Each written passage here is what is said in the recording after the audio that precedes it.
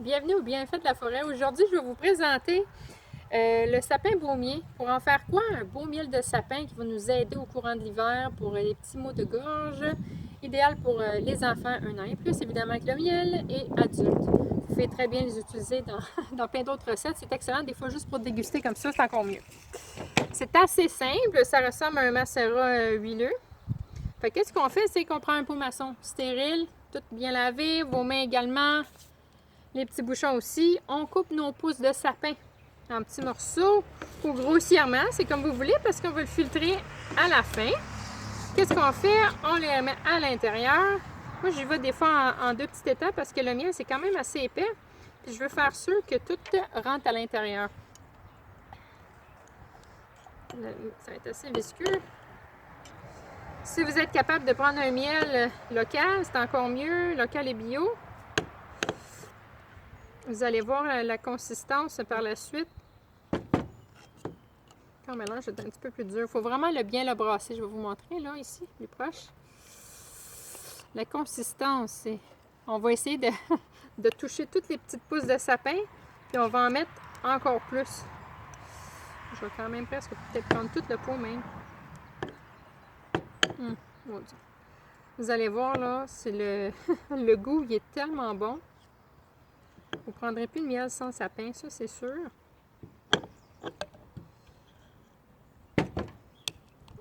Puis on essaie de tout le mélanger comme il faut, même si c'est un peu collant. Nos mains, c'est sûr qu'ils vont être collés par la suite. Ça, c'est pas plus grave que ça. C'est de bien le mélanger. Puis même si des fois, là, votre miel devient tout dur, juste le réchauffer un petit peu avant, c'est pas grave. Ça fonctionne pareil, ça va être aussi bon. On mélange correctement.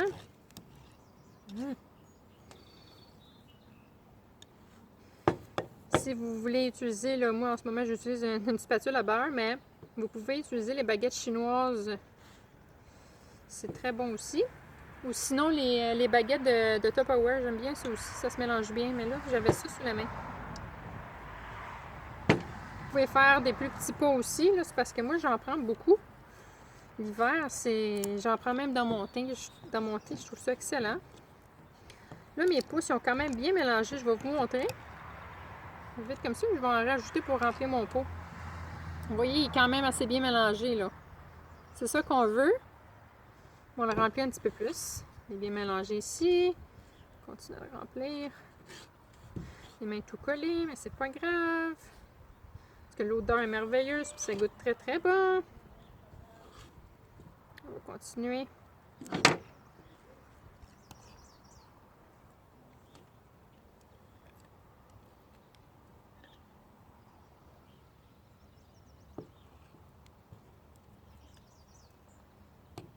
Là, il y a tout débordé.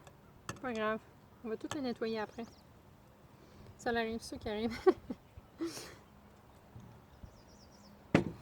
On le mélange bien ici.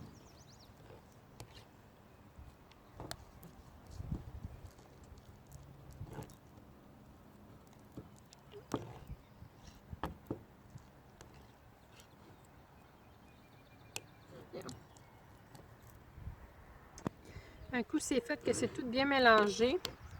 Ça va ressembler à ça. C'est excellent. On va pouvoir le couvrir.